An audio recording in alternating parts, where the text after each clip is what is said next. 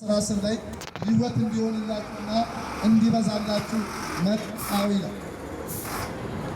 ሮሜ ላይ መጽሐፍ ሲናገር እንዲህ ይላል፣ ሁሉ ኃጢአትን ሰርቷል፣ የእግዚአብሔርም ክብር ጎድሏቸዋል። የኃጢአት ደመወዝ ሞት ነው፣ በልጁ በኢየሱስ ማመን የዘላለም ሕይወት ነው።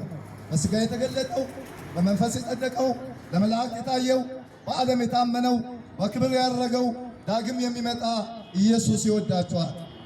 ከዘላለም ፍርድ አምልጡ፣ መንግሥተ ሰማያት ቀርባለችና ንስሐ ግቡ፣ በወንጌል እመኑ። ወንጌል ኢየሱስ ክርስቶስ ነው።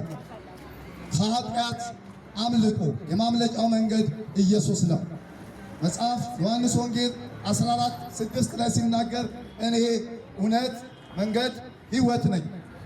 ለዚህ ከዘላለም ፍርድ አምልጡ፣ ከሲኦል አምልጡ፣ መንግሥተ ሰማያት ቀርባለችና ንስሐ ግቡ፣ በወንጌል አምልጡ፣ ከዘላለም ፍርድ አምልጡ።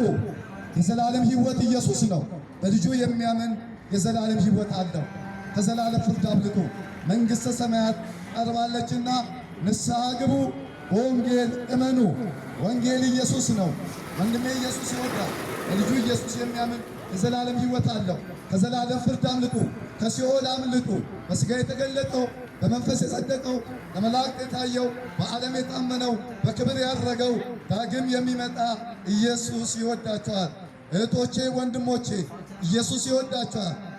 እምነት ከመስማት ነው፣ መስማትም ከእግዚአብሔር ቃል ነው። ከዘላለም ፍርድ አምልጡ። እውነት እርሱ ነው፣ መንገድ እርሱ ነው፣ ሕይወት እርሱ ነው። በልጁ የሚያምን የዘላለም ሕይወት አለው።